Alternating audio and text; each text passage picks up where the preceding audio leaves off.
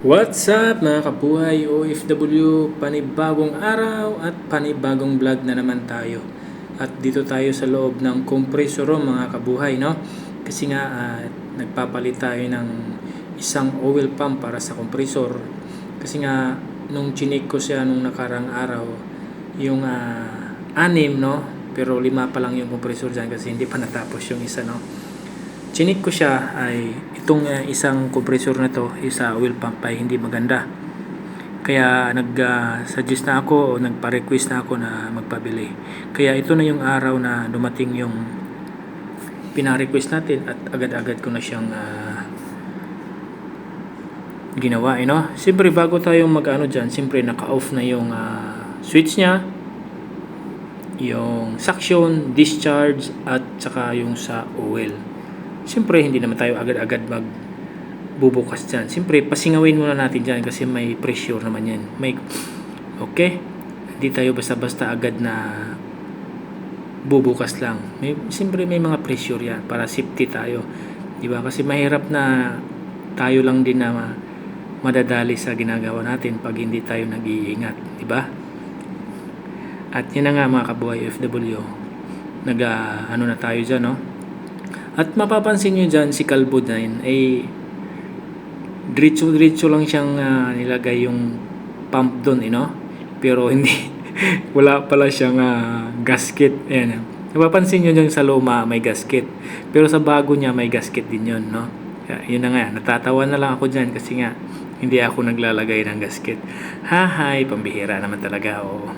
Yung marami tayong iniisip, tapos kakamadali, yun na, hindi na tayo nakapag-ano ng gasket. Buti na lang at napansin natin. Baka pag malalaman natin yung bakit may leak, yung pala walang gasket. At okay, mayroon naman siya ng isa dyan na medyo bakal, kaso lang magkaiba sila, no?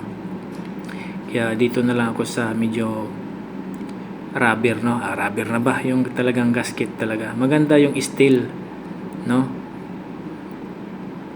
Kaysa minsan kasi sa mga ganitong yung kulay blue na yan, kulay green na gasket na yan, nangingitim kasi yan para siyang hindi na tayo magbabanggit ng ganyan, baka maano tayo.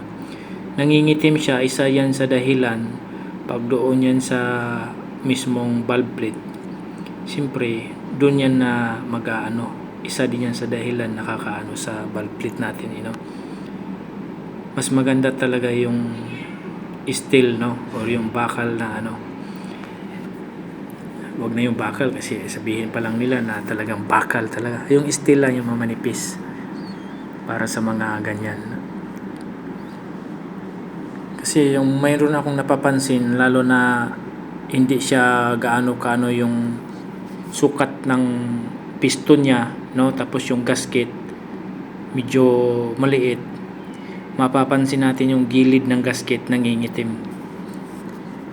Sa oras kasi yun na sa sobrang tagal, yung itim na yun na yung papasok sa system, isa yan sa nakakasira sa mga compressor.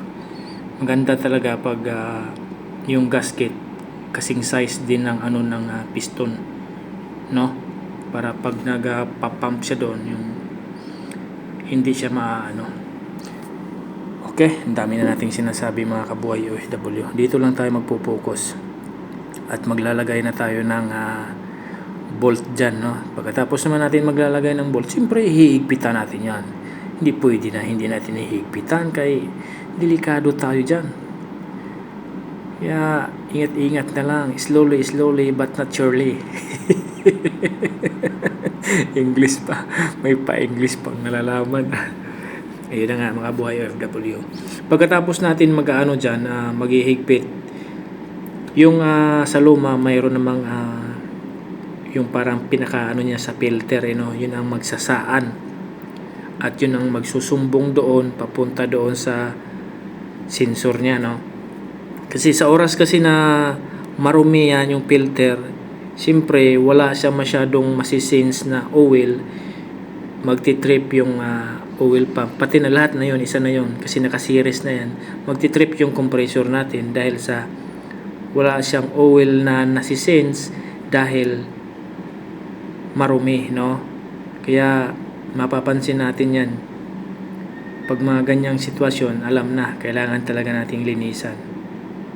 Okay, pagkatapos naman natin dyan, siyempre, nalinisan na natin, hanginan na natin, ibabalik na natin. Hindi ako naglalagay ng tiplon dyan. Okay, kasi mahirap na. Pag pumasok yan sa flapper valve, sa piston, ay delikado tayo. Okay. At yun na, pagkatapos natin dyan maghihigpit, ay magbabacuum tayo. Kasi siyempre, para hindi magkaroon ng hangin yung system natin. Okay. Kung ano man yung binuksan natin, yung head niya, o yung pag-change oil, or yung sa oil pump, kailangan talaga natin magbabacuum para iwas aberya sa compressor, no? Kasi mahirap mag-overhaul. Pero sa ngayon ay dati nag-overhaul kami, mayroon pa akong kasama. Pero ngayon ako na lang mag-iisa, ay hindi na ako nag-overhaul. Pero sa labas ko na lang pinapagawa.